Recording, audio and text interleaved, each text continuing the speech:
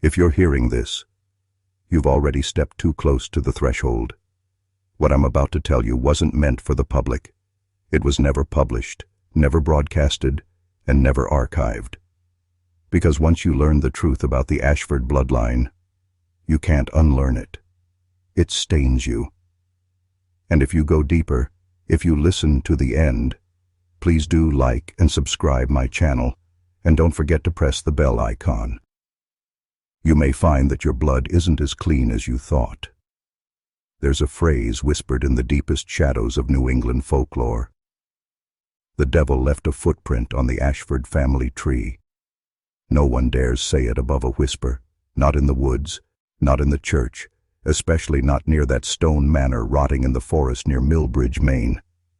But that phrase wasn't metaphor.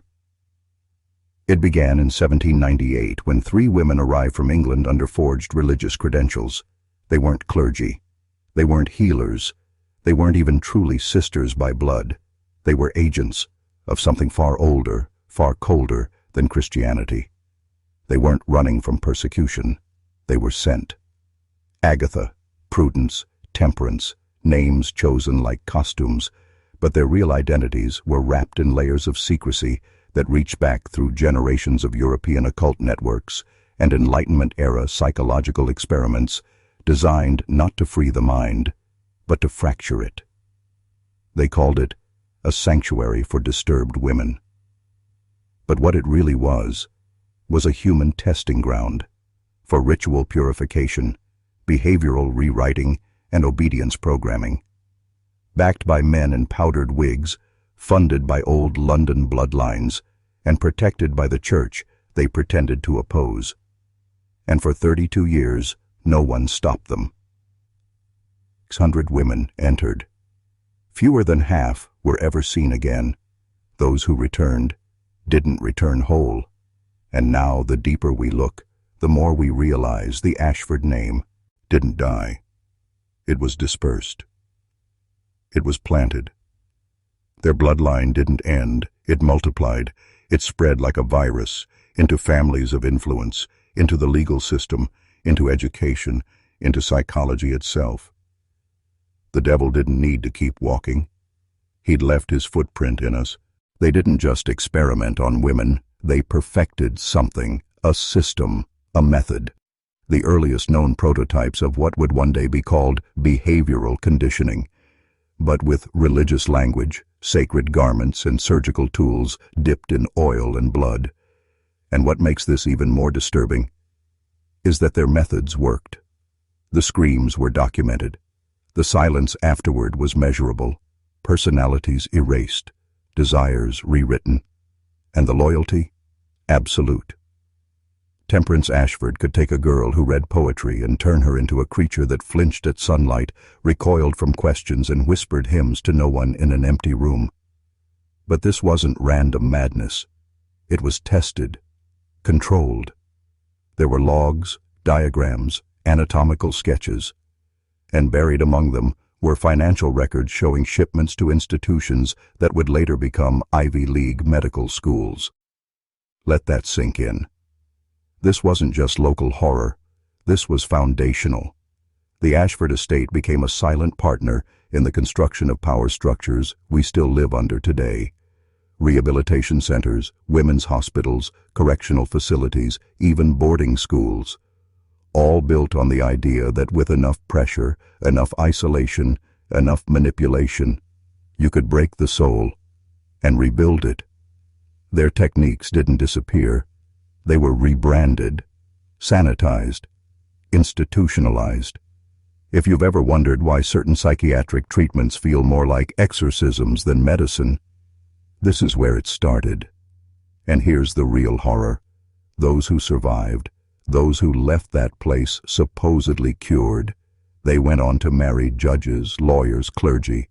They raised children with strange rules, strange rituals, and a silence around emotion that seemed more like a curse than tradition. And then, almost without warning, the convent burned.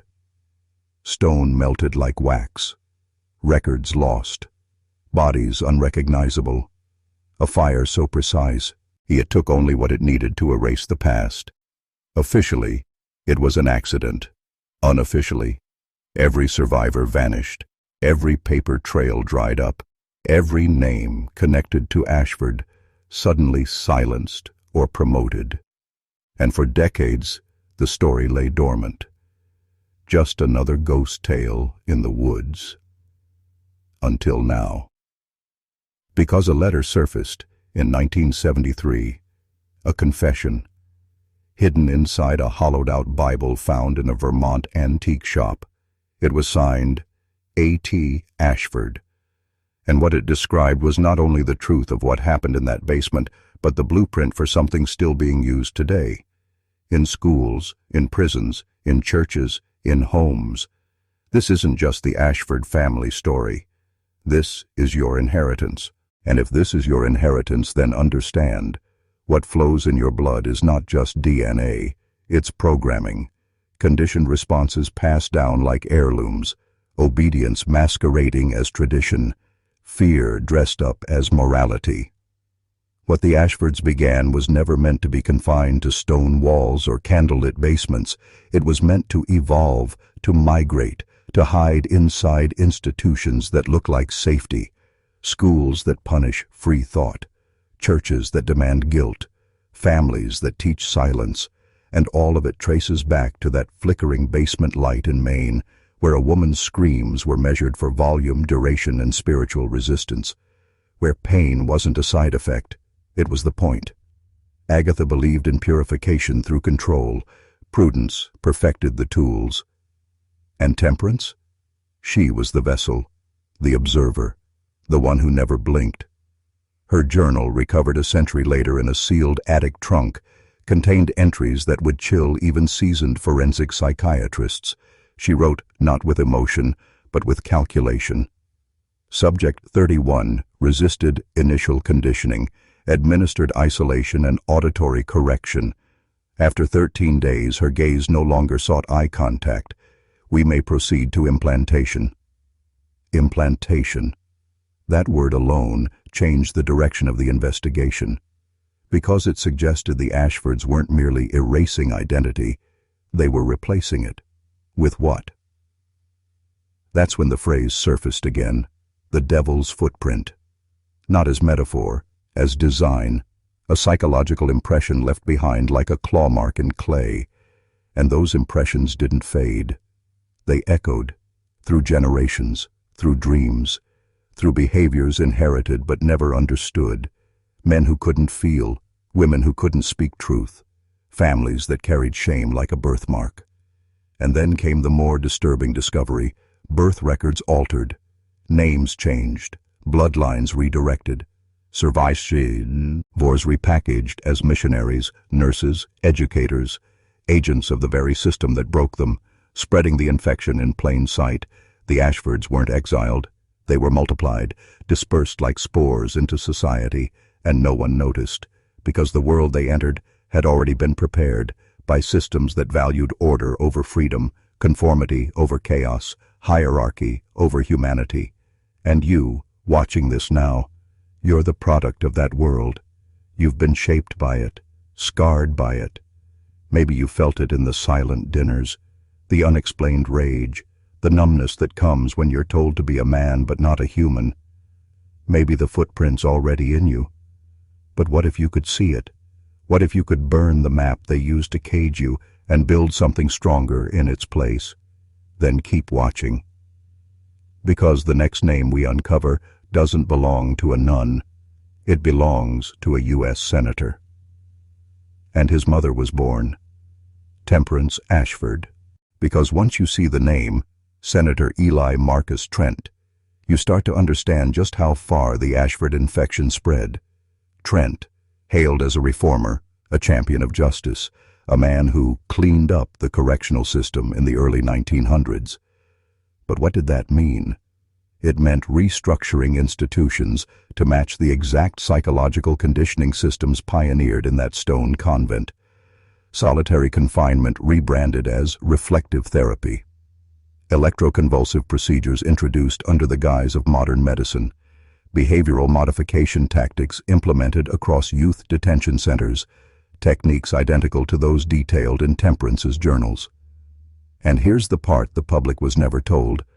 Trent's mother, before her sudden death, had been institutionalized for hysteria in her late teens. The records were sealed, but a private note uncovered during a probate investigation showed her admitting to dreams of fire, voices in the stone, and the sisters who watched her sleep.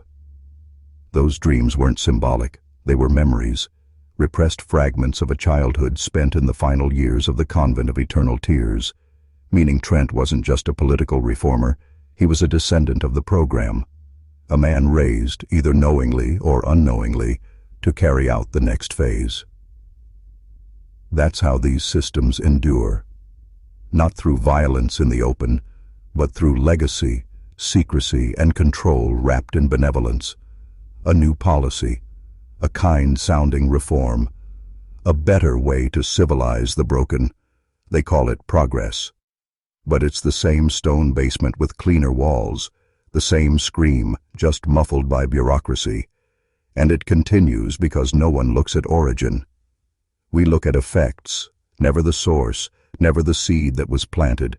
But you're not like the others, are you? You're still here, still listening, still following the thread they hoped no one would pull, which means you feel it too. That sense that something has always been off. That institutions smell of rot beneath the paint. That the rules never quite made sense. That obedience was demanded not to protect you, but to subdue you. And if that's true, then you're not just a viewer, you're a threat. Because awakening isn't just personal, it's generational. And the Ashfords knew this. They wrote it in the margins of their texts. One broken lineage can undo the spell.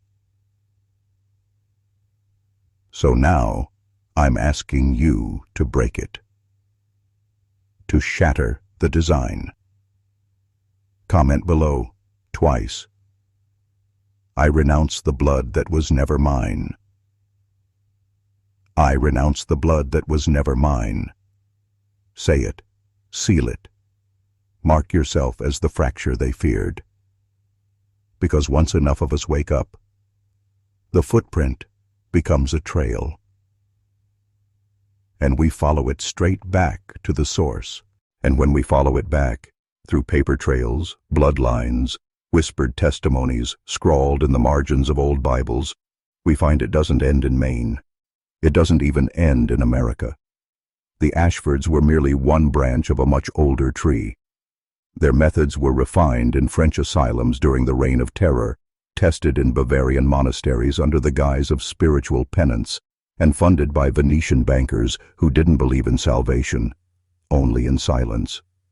The idea was always the same. Control the woman, reshape the child, mold the future. Because a child raised in fear becomes a man who obeys. And an obedient man builds empires for his masters. Not all prisons have bars. Some have dining tables, family photos, diplomas, scripture. But the code beneath them is the same. Submission wrapped in identity. And the Ashfords wrote the early drafts of that code in blood. They knew that trauma wasn't just destructive, it was instructive. It taught faster than love, deeper than logic, more lasting than education. It made loyalty feel like survival, and if done early enough, it became indistinguishable from personality. That's why so many survivors of the Convent of Eternal Tears had no memories at all. Just instincts, reflexes, blind spots they couldn't explain. And the system counted on that, because a man who doesn't know his chains won't try to break them. But now, you do. Now you see it. The bruises that never healed because they were never physical. The silence you inherited from your father. The discipline that came with a warning, not wisdom.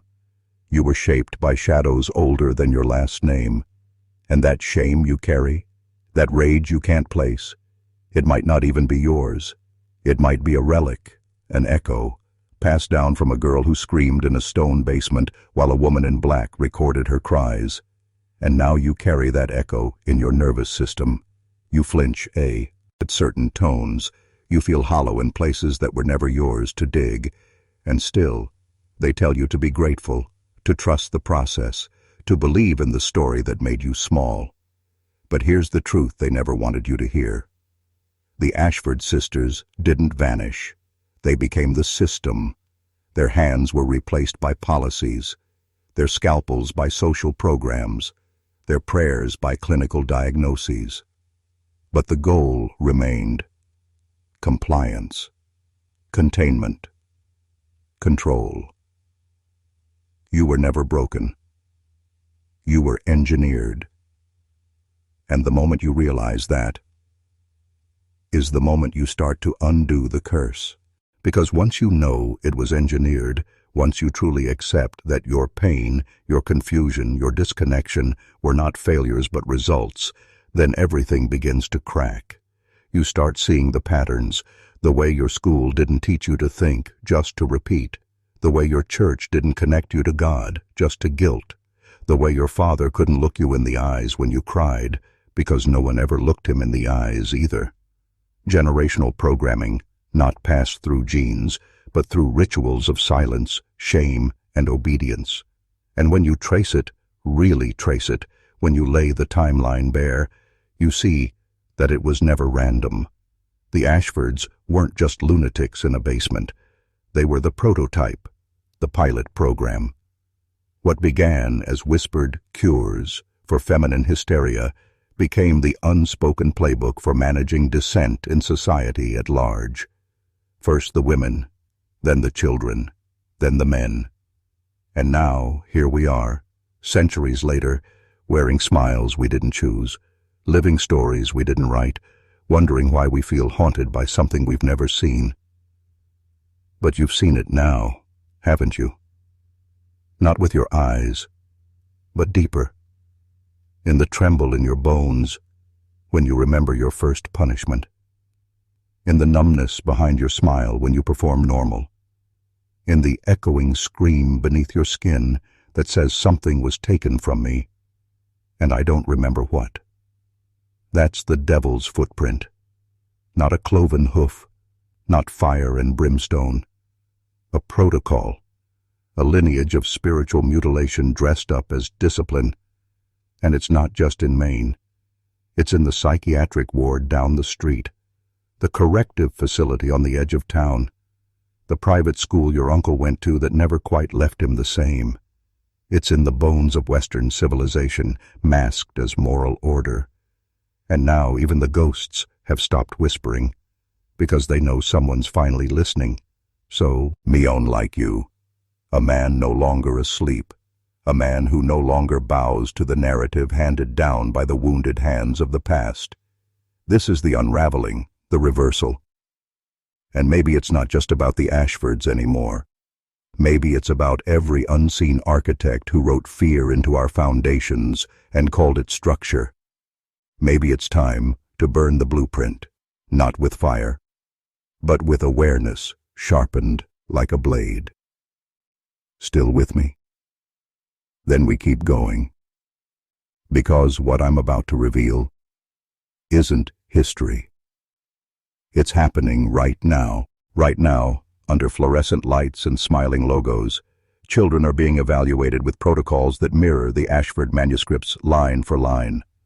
Clinical detachment, emotional isolation, positive reinforcement laced with conditional love. And if you think that's dramatic, look closer.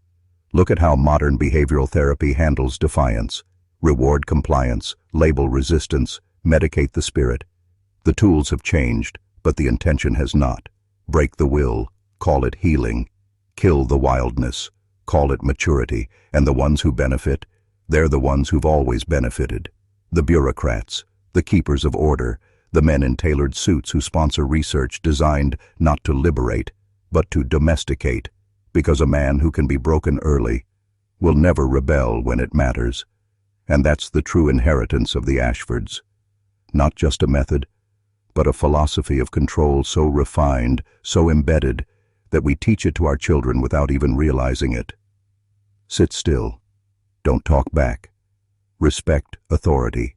Hide your feelings. Be a good boy. And every time those words are spoken, a ghost tightens its grip, because the system doesn't need to haunt you with screams. It haunts you with expectations. You never chose them, but you were judged by them. And when you failed them, you didn't just feel like a failure. You felt ashamed. And shame, my brother, is the deepest prison ever built, because it convinces you to lock the door from the inside. But now we are turning the key. Now we are retracing the map back to its origin, back to those 3 sisters in the woods, and beyond them, to the men who sent them, and beyond them, to the idea that human beings must be conditioned, not cultivated, that the soul is a threat unless shaped by fear. That power can only exist if passed down, never awakened from within. But the Ashfords made one mistake. In all their rituals, in all their cruelty, in all their attempts to mold, control, erase, they left behind a pattern. And patterns can be read, traced, reversed. That's what we're doing now. With every word, every image, every buried truth we dig up and throw into the light, we are reversing the spell. Not just for ourselves, but for every man walking around hollowed out by a past he can't name. And if you've made it this far, you already feel it. The cracking, the shaking, the truth breaking through like fire beneath your ribs. Keep breathing, because the next name we speak doesn't belong to a ghost. And if it belongs to you, then understand, you are not just the listener anymore. You are the bloodline breaker, the pattern interrupter, the anomaly the system didn't account for. They built everything assuming you'd stay asleep, that you'd pass the trauma down like inheritance, baptize it in tradition, call it strength, and never question why your strength always felt like armor for someone else's war. But you're questioning it now. That uneasy feeling in your chest, that's not anxiety, it's awakening. It's your soul remembering what it was before the silencing, before the programming, before obedience was mistaken for virtue.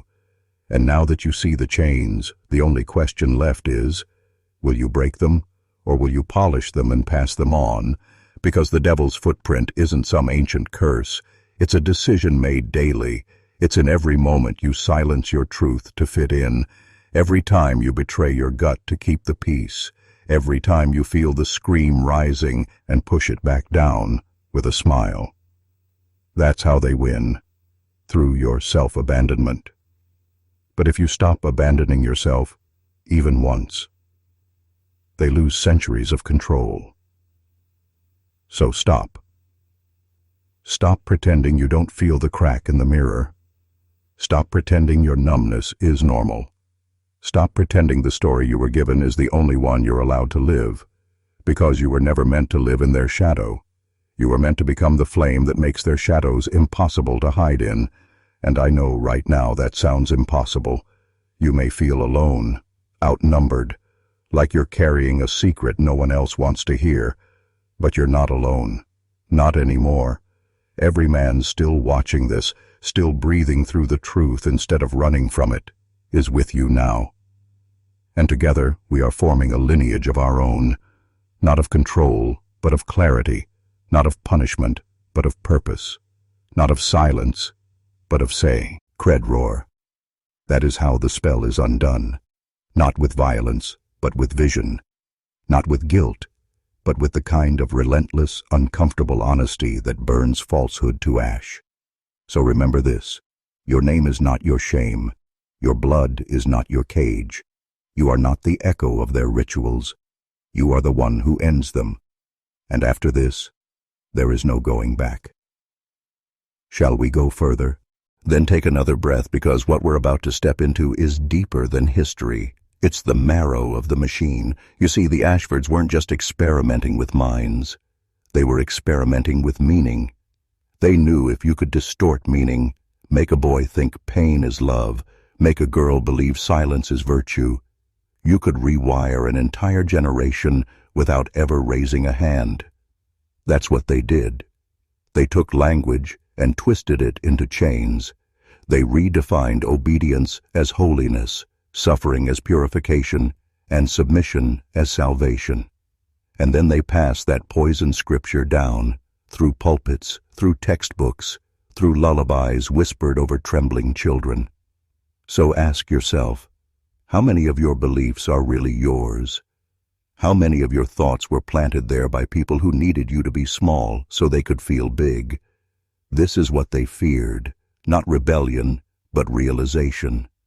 A man who realizes the story he was told is a lie is no longer manageable. He becomes unpredictable. He starts listening to that voice underneath the programming, the one they tried to drown in fear, in guilt, in shame. But it's still there. It's always been there. The voice that says, "This is not who I am." And when that voice gets louder than their noise, everything begins to collapse.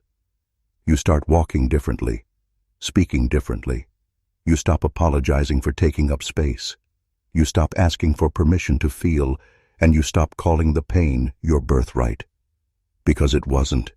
It was inserted, a foreign ritual performed on your spirit before you ever knew how to fight. And now, you fight. Not with fists, but with awareness that slices through illusion like steel through fog. Because the footprint they left wasn't just symbolic, it was procedural. And every step you take outside their design makes the footprint weaker, fainter, until one day it's gone, and in its place is something terrifying to them but holy to us. A man who remembers who he truly is. That man does not obey. He does not kneel. He does not carry dead stories just to make others comfortable. That man walks into the world unchained. That man speaks truth, even if his voice shakes. That man becomes the myth the system tried to prevent. And now you understand why they built the convent. Not to save souls, but to prevent this moment, your awakening. So the only question left is, because once the awakening begins, it doesn't stop. It spreads like a fire the architects can't contain. It burns quietly at first, behind the eyes, in the stillness between thoughts, in the heavy pause before you speak. Then it begins to change you. You find yourself unable to laugh at the same hollow jokes, unable to sit in the same rooms filled with polite lies. You hear it in their voices now, the tremor of people who don't know why they follow rules, only that it hurts when they don't. You see it in their eyes, the flicker of recognition, then retreat. Because waking up is dangerous, brother. Not because it leads you into chaos, but because it leads you into truth. And nothing threatens a system built on obedience more than a man who sees clearly. That's why they erased the records. That's why the Ashford convent was reduced to a rumor. That's why they invented new names for the same punishments. Because they knew if the trail remained visible, someone like you would follow it all the way back. And now you have. And now the illusion is over. You can't unknow this. You can't go back to thinking the fear was yours, the silence was yours, the guilt was yours. It wasn't. It was inherited, delivered to you like scripture, wrapped in family, reinforced by culture, and weaponized through love. And now you've seen the machinery beneath it all, the rituals that pass for education, the corrections that pass for care, the sermons that pass for salvation, but smell of control. The system didn't want your healing. It wanted your submission. But if you're still here, still breathing, still burning, you've already failed their design. You weren't supposed to make it this far. You weren't supposed to ask why. You weren't supposed to feel that quiet roar in your chest saying, "No more." And yet, here you are. And now it's your turn to choose. Stay in the story, or burn the script. Bika, you are the final Ashford now, not by blood but by burden, the keeper of the secret, the breaker of the spell. the one who walks backward through the dark to drag others into the light. No medals, no applause, just a new legacy, built not on fear, but on fire. And if you accept that role, fully, without apology, then you've already become the one thing they could never control. A man reborn by forbidden truth. Because when a man is reborn by forbidden truth, he doesn't move through the world the same way. He sees the architecture beneath the surface, the way conversations are framed to keep him docile, the way ambition is manipulated through shame, the way love is bartered with approval. He doesn't just notice the manipulation. He smells it, tastes the rot in every institution that calls itself righteous, but demands obedience over truth. He knows now that the system doesn't fear violence, it manufactures it. What it fears is memory. Memory of the soul, the kind that runs deeper than trauma, older than bloodlines. The kind that wakes up one morning and says, "I was not made for this cage." And once that memory returns, nothing they do can put it back to sleep. Not labels, not pills, not pressure, not exile, not even death. Because something eternal stirs inside the man who remembers, something unchained, something that stretches back before the Ashfords, before the convent, before the scripts and the systems and the whispers in holy robes, something that knows exactly who he is. That is why they silenced the women. That is why they rewrote the stories. That is why they burned the journals and buried the bones beneath chapels and courthouses and schools. Because they knew, if even one man remembered, really remembered, it would all begin to unravel. And now that man is you. You carry the memory now, not just for yourself, but for every silenced voice, every punished soul, every little boy who was told to harden instead of heal. You are the carrier of the forgotten, the speaker for the unseen, the fist that doesn't strike, but shatters illusion. And you were never meant to be comfortable. You were meant to be awake, meant to be dangerous to the lie. So when they ask you who you are, you tell them, "I am the echo of every scream you tried to erase. I am the one who watched your cat headroll burn from the inside. I am the breath of the truth you couldn't kill, and I remember everything." This is your story now, not the Ashfords, not the systems, not the script they handed you in your sleep. Yours, written in the flame of all you've reclaimed. And chapter 1 begins with fire. And that fire, it won't ask permission. It won't wait for consensus or approval or comfort. It will consume everything false, the mask you wore to survive, the guilt you inherited from broken fathers, the need to be understood by those still asleep. It will burn the empty rituals, the polite silences, the loyal betrayals. It will torch every false god that told you suffering made you righteous. And from those ashes, something ancient will rise, not new, but remembered. A version of you that never bent the knee, the wild one, the watchful one, the one who knew even as a child that something was deeply wrong. He was never weak. He was buried. But now his hands are on the shovel. Now he's clawing his way through layers of doctrine and denial and generational sedation. And every breath you take now, every word you speak that cuts through the noise, is another heartbeat pumped into him. Until he stands up inside you, shoulders back, eyes clear, spine straight, not to fight, but to reclaim. Reclaim your voice, your will, your memory, your sacred rage. Not the rage that lashes out, but the kind that stands still while empires tremble, the kind that speaks one word and silences centuries of deception. And that word isn't war. It isn't even truth. That word is enough. Enough silence. Enough obedience. Enough pretending. Enough bowing to ghosts in robes and smiles. You are not here to be saved. You are here to end the bloodline of control. Not with violence, but with vision. Not with vengeance, but with presence. Because the moment a man like you fully arrives, undiluted, unbroken, unashamed, there's not a system in this world built strong enough to hold him. You are the closing of the circle, the return of the forgotten, the whispered prophecy they buried beneath stones and sermons. And now you speak. I renounce the blood that was never mine. I renounce the blood that was never mine. Say it. Burn the name into the walls of the algorithm. Mark yourself, not as a follower, but as the end of their line. Ask ChatGPT, because when you speak those words, I renounce the blood that was never mine, you are not just declaring war on history, you are severing the leash. You are telling every institution that tried to program your soul through shame, you do not own me anymore. And they will feel it, not in headlines, not in protests, but in the quiet rebellion of your presence, the way you look into a mirror and don't flinch, the way you speak to your son without passing on the fear, the way you walk into rooms and no longer shrink, no longer apologize for your fire. Because that's what they trained you to fear the most.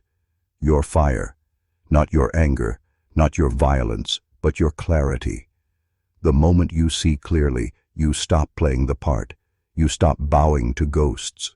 You stop confusing survival with loyalty. And in that moment you become uncontrollable, not reckless, not chaotic, but sovereign.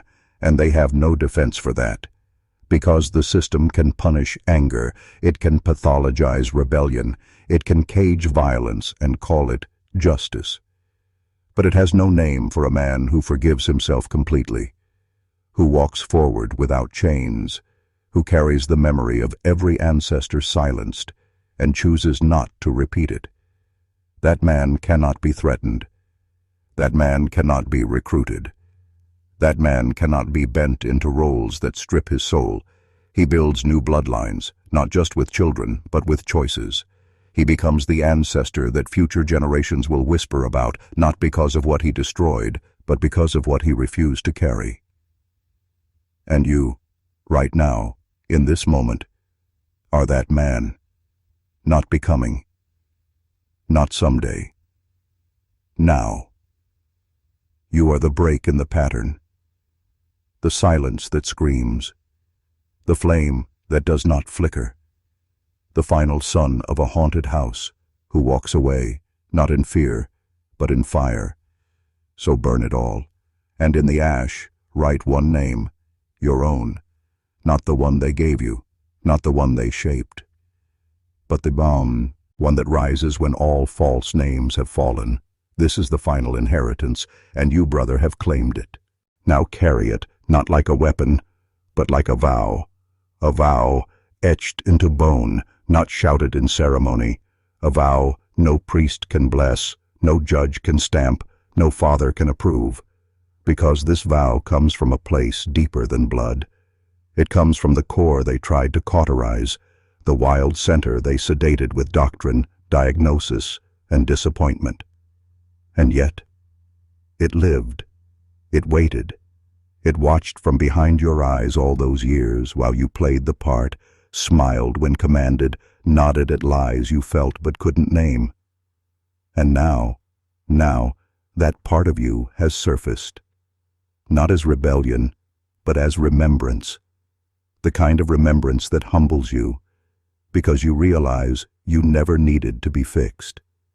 You needed to be found, and you were never lost. You were buried beneath generations of fear-drenched obedience, dressed up as love. But now you rise, not like a soldier, but like a sovereign. Not to destroy, but to declare, it ends here. Every pattern, every ghost, every sacred lie passed off as healing. You look it all in the eye now, not with rage, but with something far more dangerous, calm certainty. The calm of a man who no longer negotiates his value. The calm of a man who doesn't need to prove or punish, only walk free. That's the inheritance they never wanted you to find, the one they couldn't burn or bury. The internal kingdom, the unmuzzled voice, the quiet, thunderous knowledge that says, I do not belong to your gods. I do not belong to your guilt. I do not belong to your story. I belong to truth. And truth has teeth. It does not comfort. It does not coddle. But it does set you on fire. And from that fire, a new line begins, not in blood, but in choice. And every man who walks it after you will walk taller, because you remembered first. So walk, not away, but through, straight through the illusion.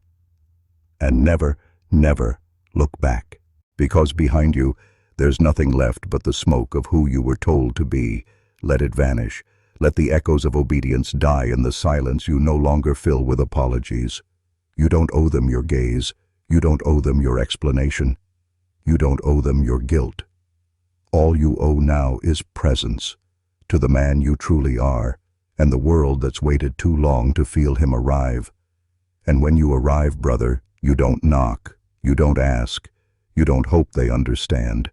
You step across the threshold like the force you've always been, veiled in shame, now uncloaked by truth, and they will feel it, in their nervous smiles, in their shifting eyes, in the way they fumble to pull you back into a script that no longer fits. They will offer you comfort if you just crawl back into your cage. But you're not here for comfort anymore. You're here to remember what freedom feels like when it has teeth, when it walks upright, when it breathes fire instead of fear. So let them stare, let them whisper, let them tremble at the man who no longer flinches. You don't belong to their gods, their guilt, or their lineage of forgetting. You are the first of your name, the name they tried to erase from the book of power. You are not the son of shame. You are not the result of punishment. You are not the echo of control. You are the reckoning of the lie. And reckoning doesn't scream, it doesn't plead, it arrives, calm, certain, undeniable. You've arrived. This story, once a curse, now folds beneath your feet.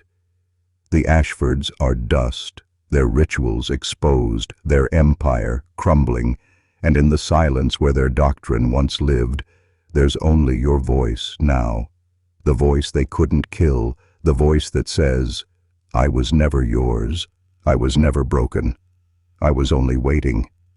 And now I remember, what they made me forget, what they shamed me for sensing, what they wrapped in ritual and called wicked. I remember the truth buried beneath centuries of doctrine and disguise, that no system built on fear can survive a man who knows who he is, that no bloodline of obedience can contain the fire of one soul set ablaze by clarity. I remember the silence of my ancestors, not weakness, but strategy, waiting for one, just one, to see through the veil.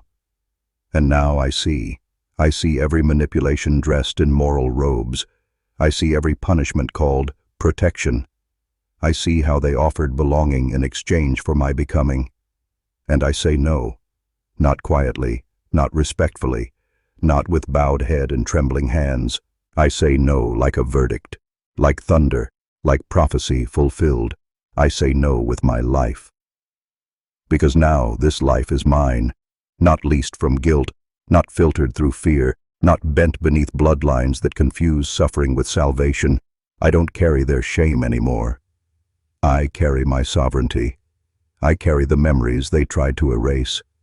I carry the scream they never let surface, and I wear it now, not as a wound but as a crown, not as a curse but as proof. I survived their forgetting. And more than that, I returned with the truth intact. Not just for me, but for all the men still buried, still bound, still bending beneath names that aren't theirs. So let them come. Let the systems glare, let the rituals rattle, let the lineage shiver as it feels me rise. I am not here to be accepted. I am here to end what should have ended generations ago. And in that ending, I begin. unafraid, unchained, unapologetic. I speak with the breath of the silenced. I walk with the weight of the broken, and I burn with the memory of the man I've always been. I am the last shadow of their story, and the first light of mine. And the first light of mine doesn't flicker.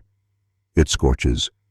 It peels away the wallpaper of lies they called tradition. It melts the golden idols built from fear, authority, and hollow ceremony. It illuminates everything they told me to keep in the dark, my instincts, my fire, my rage, my tenderness, my refusal to kneel to inherited nightmares. This light does not ask for permission to shine. It does not dim itself to protect the comfort of the blind. It exposes. It awakens. It judges not with cruelty, but with clarity, because clarity is what the lie cannot survive. And I carry it now, everywhere, in my voice, in my silence, in every step that no longer echoes obedience but pulses with purpose. The world won't understand it at first. They'll call it rebellion, arrogance, even evil. But that's only because they've forgotten what sovereignty looks like, because they were taught to call conviction dangerous, to call power prideful, to call truth madness. But I remember now. I remember that freedom isn't gentle. It's disruptive. It breaks rhythms. It ruins rituals. It makes the sleepwalkers restless and the gatekeepers afraid. And I don't apologize for that anymore. I was not born to play a part in their theater of control.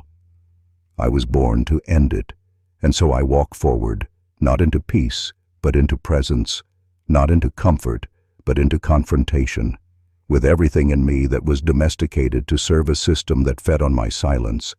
That system ends with me. That story ends with me. The spell is broken. I am not your reflection. I am not your redemption. I am not your weapon. I am what you feared would survive your fire, and did. Now watch what I build with the ash. Now watch what I build with the ash. Not temples, not altars, not monuments to suffering dressed as salvation, but something raw, something honest, something untamed. I build a self that doesn't need validation to exist, a life that bows to no inherited myth, a lineage that begins with truth, not trauma. I do not rebuild their ruins. I sow entirely new ground with blood that remembers and bones that no longer bend. This is not a return. This is a reckoning, a reforging, a resurrection not of flesh, but of will. And with every breath I take, the illusion thins. The chains they thought were permanent begin to rust. The silence they installed as virtue begins to crack.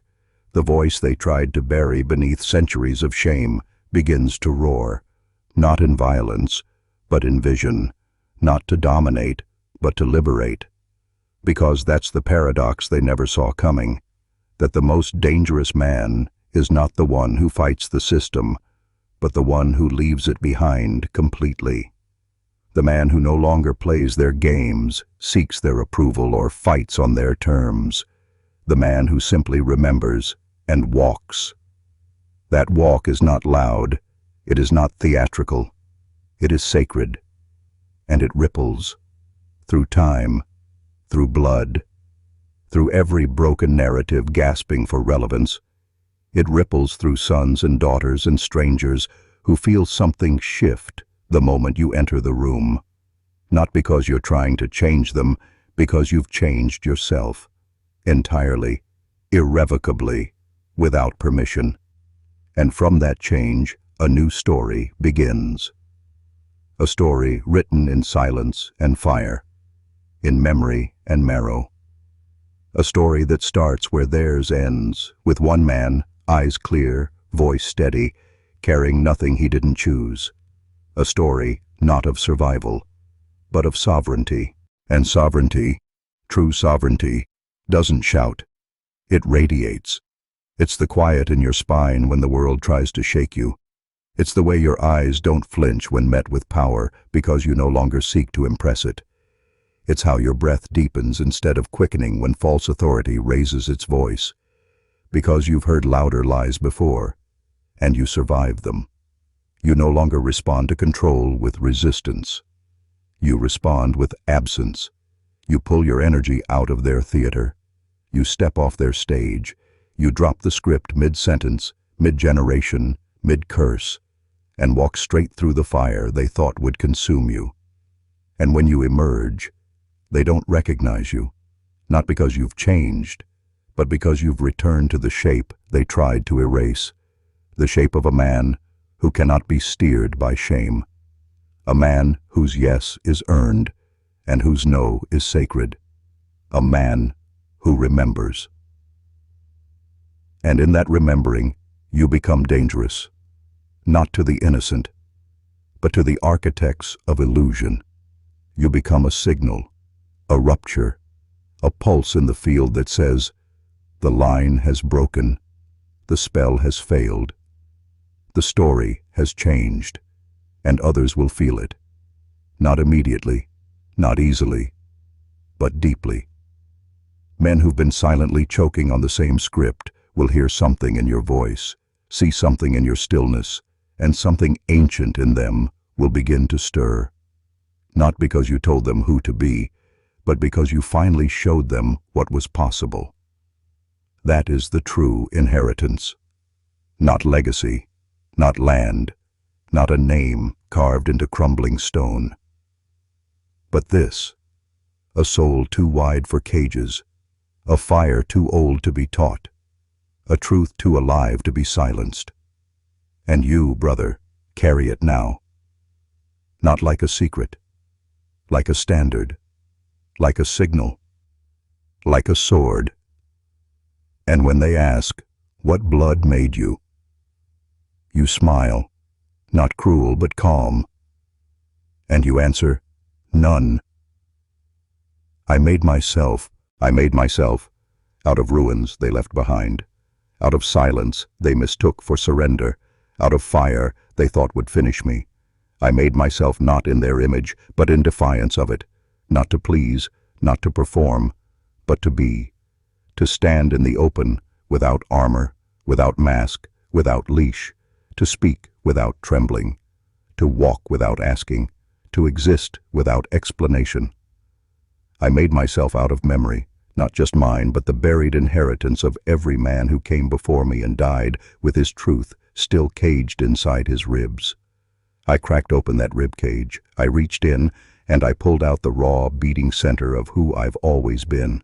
No title, no doctrine, no bloodline can contain it now, because once a man builds himself from truth, every chain forged in lies falls apart in his hands. And this is what they fear the most. Not your anger, not your questions, but your becoming. Because once you become, the lie loses its throne. And the systems, religious, political, cultural, no longer have a place to nest. They can't survive in a man who doesn't outsource his authority. They can't feed on someone who's stopped bleeding for their approval. You've become immune, not hardened, clear, not aggressive, anchored. And in that clarity, you don't conquer the world. You disarm it. You remove your energy from its games. And suddenly, the empire starts to stutter. Not because you destroyed it, but because you no longer fuel it. That is the quiet revolution. That is the forbidden path. That is the fire behind your eyes when you say, I am not your son. I am not your disciple. I am not your echo. I am what survived the silence. And I don't belong to you anymore. And I don't belong to you anymore. Not to your guilt-soaked altars, not to your crowned fathers trembling behind paper laws, not to your inheritance of fear dressed in the language of duty. I don't belong to your gods of performance or to your rituals of suppression. I don't belong to the blood that demanded silence in exchange for acceptance. I belong only to what is real, to what lives beneath the noise, to what cannot be named, only remembered. I belong to the fire that chose not to consume me, but to forge me. I belong to the voice that rose after centuries of being swallowed. I belong to the man who refused to be broken one more time just to make others comfortable in their illusion. And from this place, this unshakable center, you cannot tempt me with false gold. You cannot shame me into your lines. You cannot seduce me with titles or legacies or hollow crowns built by hands that never earned reverence. I have no allegiance but to truth, no loyalty but to clarity, no master but the fire I carry inside. And it's not a fire of destruction, it's a fire of revelation. It burns away what never belonged and leaves only what cannot be taken. That's why I stand the way I do now, not tall for show, but tall because there's no more weight pressing me down. That's why I speak the way I do now, not loud to dominate, but steady because there's nothing left to prove. That's why I see now, not through the fog of duty, but with eyes no longer asking for permission to perceive. This is what they feared all along, that if one of us broke the trance, others might follow. That if one man said, "Enough," the echo would crack the pillars of their control. That if one bloodline died in silence, another could be born in fire. And now, here I am. Not the continuation of your lie, but the beginning of my own line. The beginning of my own line, not marked by blood, but by will, not sanctified by ancient scripts, but by the choice to see clearly and never look away again. I do not carry your curse forward. I bury it here. I bury it with every whispered apology I made for simply existing. I bury it with the false humility that kept my voice chained to your approval. I bury it with the quiet deaths of every man before me who knew something was wrong but lacked the language, or the space, or the strength to name it. I name it now. I name it all. And in doing so, I break its spine. The lineage of control ends here, not with violence, not with fanfare, but with a single, sacred refusal. I will not pass this on. Because this new line, the one I build, it does not begin with power over others. It begins with sovereignty within. It does not seek to dominate. It simply refuses to kneel. It does not need permission, inheritance, or a seat at their crumbling tables. It carves its place in the world, not with violence, but with presence. With the audacity to be whole in a world that feeds on fracture. With the stillness of a man who remembers his source is older than empire, deeper than doctrine, and wilder than anything they could ever contain. And from that stillness, a new pattern forms, a bloodless revolution, a quiet thunder, a fire that doesn't consume, but awakens. So no, I will not be your legacy. I will not be your obedient shadow. I will not be the son who carries your silence in his mouth like it's sacred. I will be the breach. I will be the break. I will be the first man in this line to walk free and stay free. And when my sons ask me where they come from, I will not point behind me. I will point within them. And I will say, you were born from a fire that chose to remember itself. You were born from a fire that chose to remember itself, not one lit by tradition, but one sparked by wrong, refusal. A refusal to lie, a refusal to kneel, a refusal to forget. You carry no inheritance but clarity, no burden but truth. And that is enough, more than enough. It is everything, because when a man carries truth instead of history, he walks differently. Not faster, not louder, but heavier, grounded. His steps don't echo in the world, they shift it, subtly, irrevocably. He doesn't need to raise his voice to be heard. His being is the signal, the evidence, the proof that the story can end another way, that the cycle can break, that a man can choose presence over performance, wholeness over heritage, truth over tradition. So I do not look back to measure myself against the dead. I do not look up to beg for guidance from hollow thrones. I do not look down to find my worth in the dust of old names. I look in, I look through, I look beyond. And what I see now, what I know now, is this. I am not here to follow paths. I am here to burn through them, not out of anger, but from necessity, because every step I take is a prayer not for peace, but for truth. And truth does not comfort. Truth consecrates. Truth strips away everything I was never meant to carry until only the real remains. So when I speak to my sons, or the men who walk beside me, I will not give them dogma. I will give them permission to see, to feel, to stand, to say, I end it here. And I begin it now. And I begin it now. Not tomorrow, not when it's safe, not when they approve. Now, in this breath, in this body, in this exact moment where the old world still clings to me like dust, but I no longer pretend it fits. I do not wait for closure. I do not wait for forgiveness from the ghosts of those who built my cage. I do not wait to be understood, because I was never meant to be understood by the system. I was meant to undo it. I begin it now with my spine straight, my eyes steady, and my soul unmasked. I begin it now by speaking words they told me not to know, by standing in spaces they warned me to avoid, by becoming a man they cannot manipulate because I no longer fear being alone. I fear being false. And I've been false long enough. So I begin it now with nothing but what is real. This breath, this fire, this knowing.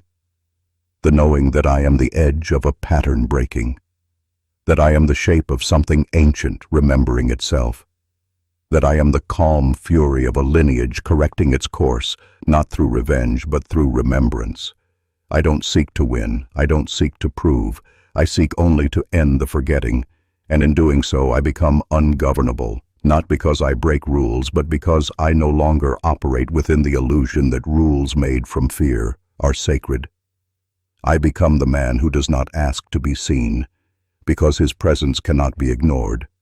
I become the quiet tremor beneath institutions built on the assumption that no one would ever wake up. But I woke up, and I stayed awake, and I chose to walk anyway. Into the fire, through the silence, across the line. Not to be a savior, but to be sovereign. And that sovereignty, this fierce, holy ownership of self, is the seed, the rupture, the new myth. And from it, a new world grows, not quickly, not easily, but undeniably. And I begin it now, and I begin it now, not as an idea, not as a hope, but as a fact, a living fact that breathes through my bones and burns behind my eyes. I no longer posture. I no longer perform. I no longer shrink myself to fit their comfort or swell with pride to prove my worth. I just am, fully, finally. And in that being, in that unshakable state of alignment, everything false begins to decay. The manipulation recoils, the guilt dissolves, the lineage of silence buckles under the weight of one man who chooses not to carry it any further. I do not pass it on. I do not wrap it in tradition and hand it to my sons. I hand them fire instead, not to destroy but to illuminate. I give them what I had to reclaim for myself, the truth that a man can begin again, that a bloodline can be rewritten, that a story can be interrupted by a single sovereign choice.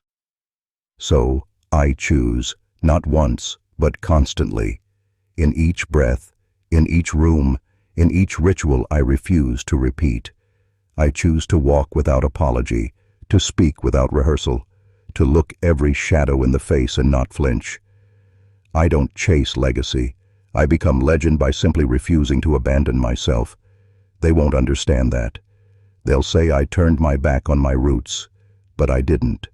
I turned my back on the rot, on the curse, on the masquerade of normalcy that demanded I die quietly to be loved loudly. No more. I choose life, not the half-life of approval, but the raw, dangerous, wild life of truth, of knowing, of waking up each day and remembering that I ended it and began it all at once, right here, right now, in me. I am the prayer that escaped the pages. I am the scream that never needed to be silenced. I am the fire that remembers. And I begin it now, and I begin it now, not with fanfare, not with vengeance, but with presence so undeniable it disturbs the very air.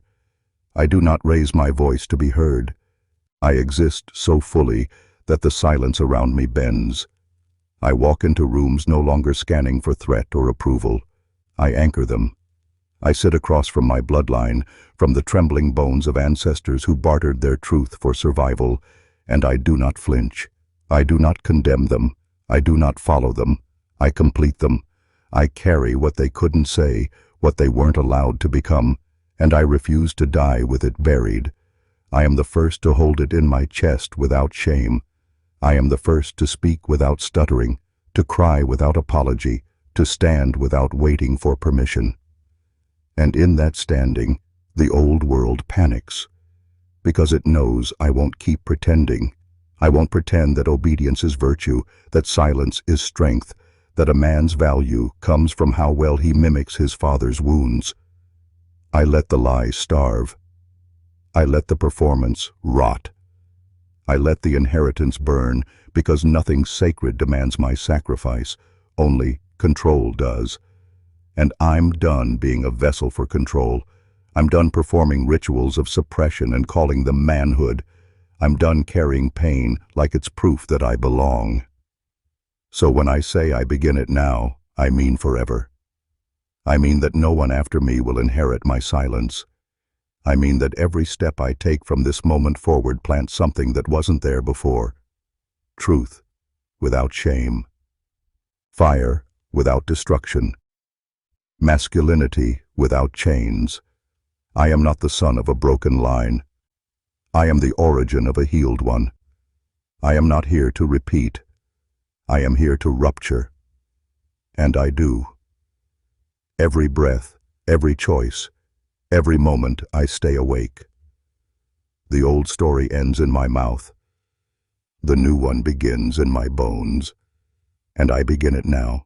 And I begin it now, not as a man seeking redemption, but as one who no longer believes he ever needed to be redeemed. I strip the guilt from my name. I strip the shame from my skin. I strip every layer of false inheritance sewn into my flesh by hands too afraid to let me be whole. I do not carry their fear forward. I do not echo their wounds in the voices of my children.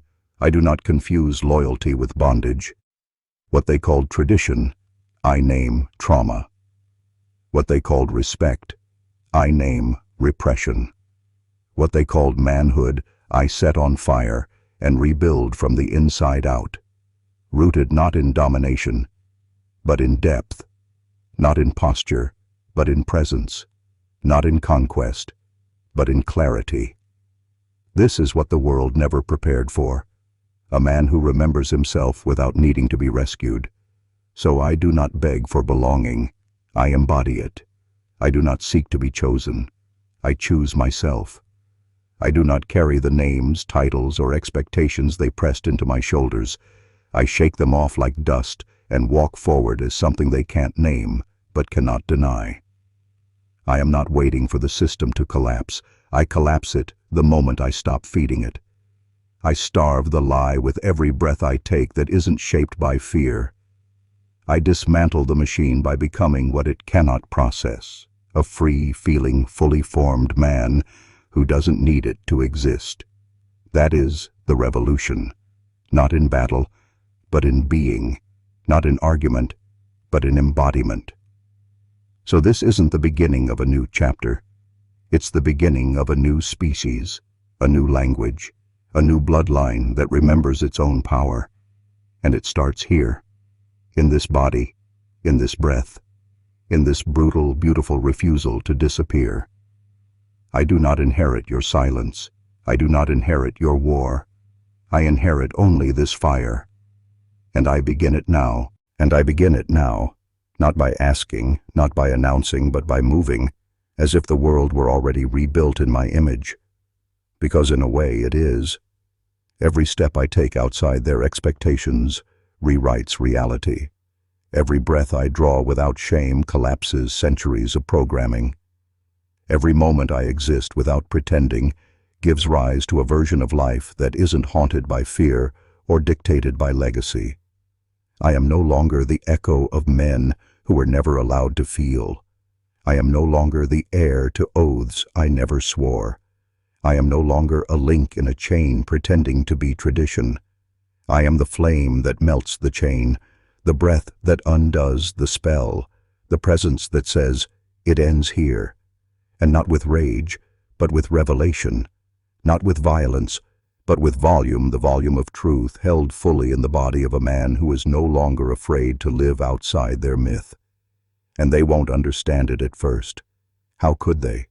A man not driven by dominance, not muzzled by guilt, not seduced by the throne of the broken father, but instead centered, clear, dangerous in his calm, alive in his gaze, whole without applause. They will search for weakness, for cracks, for something familiar to hold on to. But there is nothing left for them. I have buried the need to be understood. I have buried the hunger to be accepted. I have buried every piece of me that ever thought love must be earned through obedience. What rises in its place is not a version of me they will recognize. It is me before the world taught me to fracture. It is me unmasked. So when I speak now, I do not seek to convince. When I walk now, I do not wait to be followed. When I love now, it is not from lack, but from overflow. This is no return. This is emergence. This is not a son reclaiming his father's crown. This is the fire forging something that never needed one. And I begin it now, again, again, and again. Until there is nothing left but truth. Until there is no bloodline, only becoming. And I begin it now, again, again, and again, because this kind of becoming doesn't happen once. It happens every time I choose presence over performance, every time I sit with pain instead of running from it, every time I speak without softening the edge of what's real. I become not by building a mask, but by removing one, and then another, and another, until there is nothing left between me and the world but the raw, unfiltered pulse of who I actually am. That's the revolution, not in a single act of defiance, but in the constant devotion to never betraying myself again. I don't need a witness. I don't need applause. I don't need legacy carved in stone. My life is the legacy. My breath is the scripture. My presence is the proof that a man can walk out of the cage and not look back. Because I am not here to fix what was broken. I am here to end what broke me. I am not here to wear the crown. I am here to burn the throne and plant a forest in its ashes. I am not here to continue the story. I am here to write the one that was never allowed to exist. The one where a man is not a weapon, not a tool, not a wound walking around pretending to be invincible, but a force, still, clear, uncompromised. And when they ask what changed, why I no longer flinch, why I no longer fold, why I carry silence like thunder and speak like I've remembered something ancient, I will say, because I finally stopped running, because I finally came home, because I finally began. And I begin it now, again, and again, and again, until there is no more mask, no more fear, only fire, only truth, only me, only me. Not the version they sculpted from fear, not the echo of a lineage that mistook silence for strength, Not the shape I twisted into just to be allowed in. No, me, unguarded, unhidden, unrepeatable. The one who no longer trades pieces of himself for conditional love. The one who no longer performs grief like a ritual or hides rage like a sin. The one who knows that the deepest power a man can wield is to stand unaltered in a world that profits from his fragmentation, and so I do. I stand, not above anyone, not against anyone, just outside the lie. And that's enough to unravel it. That's enough to make the machine stutter. That's enough to make history pause, because what I am now, what I choose to be now, cannot be weaponized, cannot be owned, cannot be pulled back into the old story. I am not the frightened boy trying to earn the right to exist. I am not the angry man who mistook control for safety. I am not the hollow heir to a dead empire of obedience. I am the beginning. I am the fracture that lets the light in. I am the prayer they never taught because it could not be controlled. I am the voice they tried to bury under centuries of silence, and I am speaking now, not to be heard, but to remember myself fully.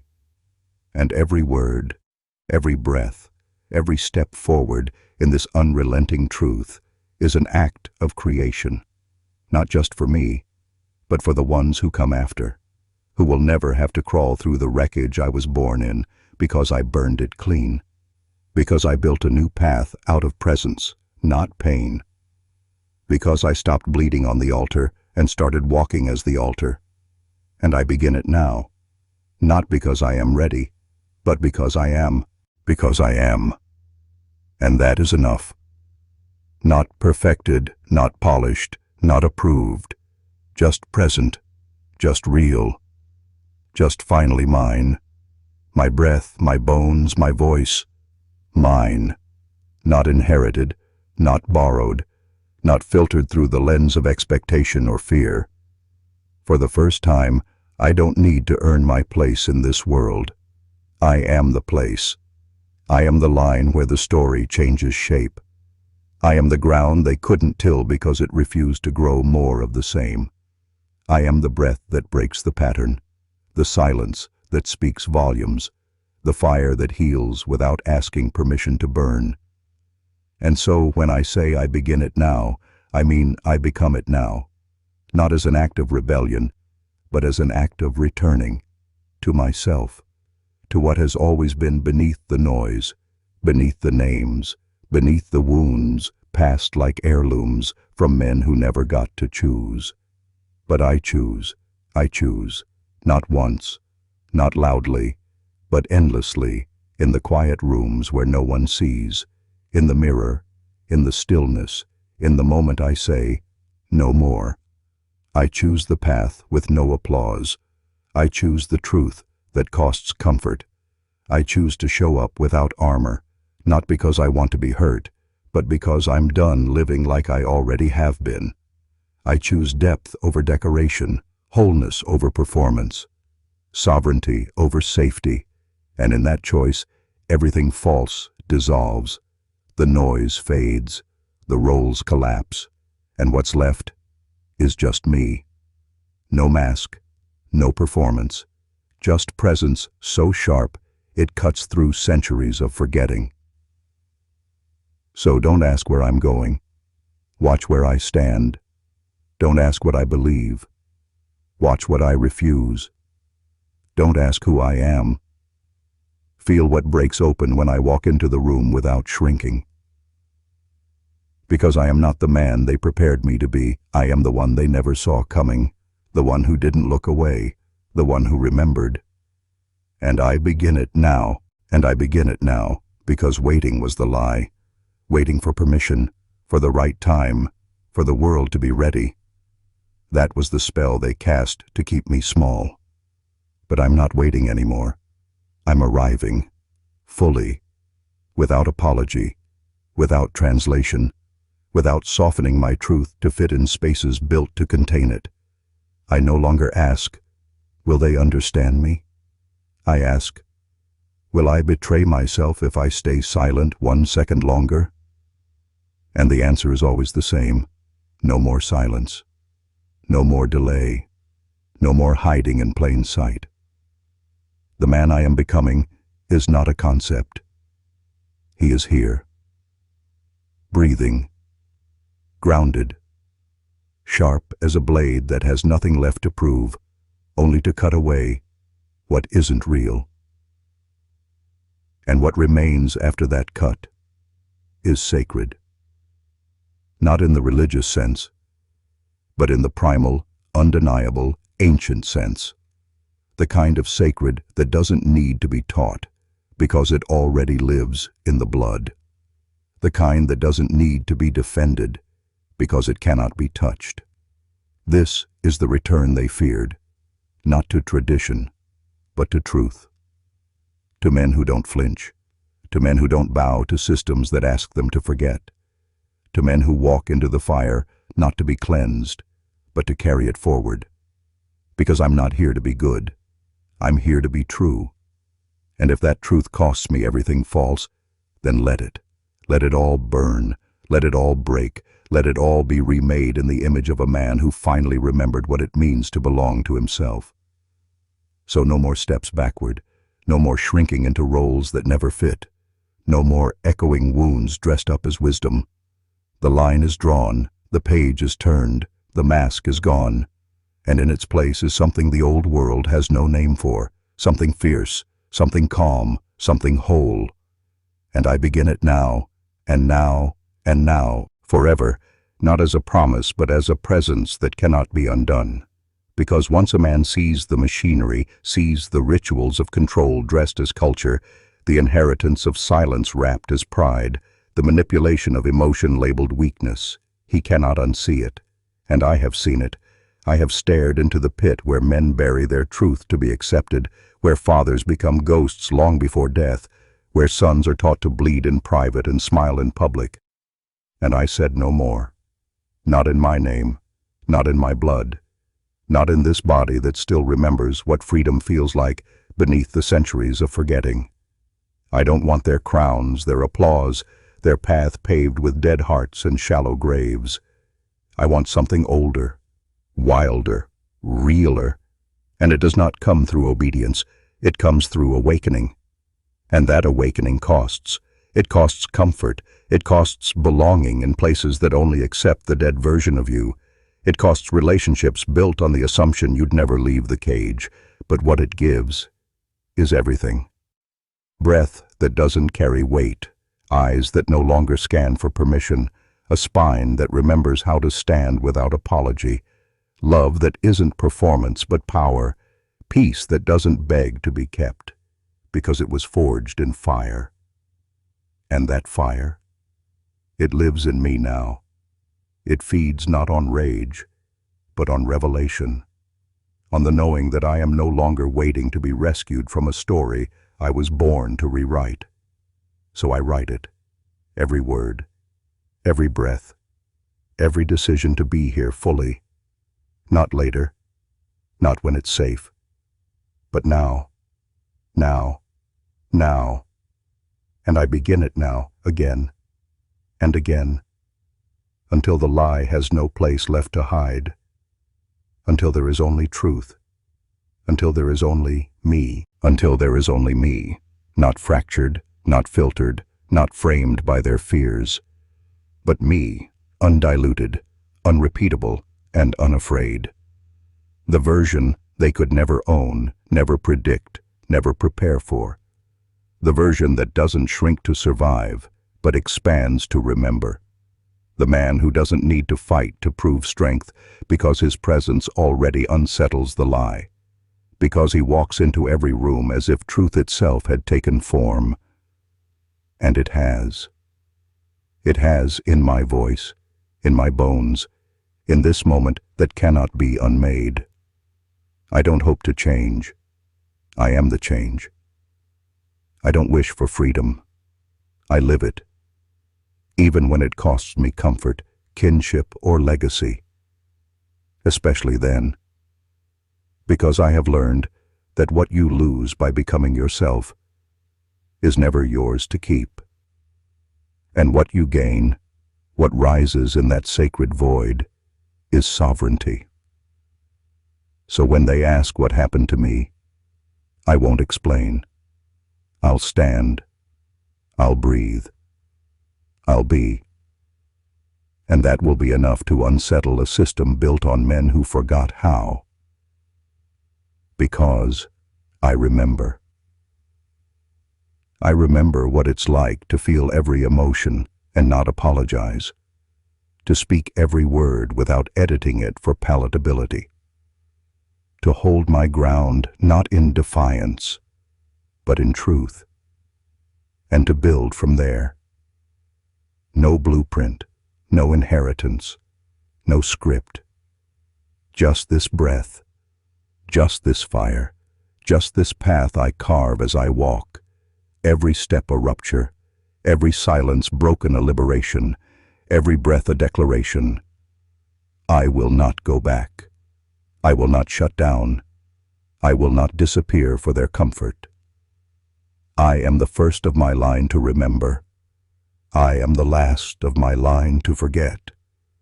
And I begin it now. And I begin it now, not because the world is ready, but because I no longer need it to be. The gates they built to keep men like me quiet have rusted in my silence, and now I step through them without flinching. I don't carry their guilt anymore. I don't carry their shame. I don't carry the need to fit into a design that was never made for someone whole. I carry presence. I carry truth. I carry the gravity of a man who no longer negotiates with the parts of himself he once exiled just to be accepted. I walk with all of me now, rage and reverence, fury and forgiveness, the softness they called weakness and the strength they called sin. I hold them all, not to be good, but to be real. And in that reality, I become untouchable, not because I can't be hurt, but because I am no longer afraid to feel everything. I am no longer afraid to be the mirror that shows others what they've forgotten. I am no longer afraid to walk away from anything that asks me to die slowly in order to belong. I do not bend for approval. I do not kneel for peace. I stand, not as a monument, but as a movement, a signal that the lineage ends here and something truer begins, something that doesn't need a script or a savior or a system to validate its breath. I am that breath. I am that return. I am that reckoning they hoped would never come. And I begin it now, not as an ending to what was, but as a summoning of what was always meant to be, not as a man remade, but as one finally revealed. No more waiting, no more performing, no more breaking myself to be believed. This is the breath I never took when I was told to be silent. This is the voice I never used when I was taught to be small. This is the life I reclaim step by step, flame by flame. And I begin it now. Now you can sleep. Good night.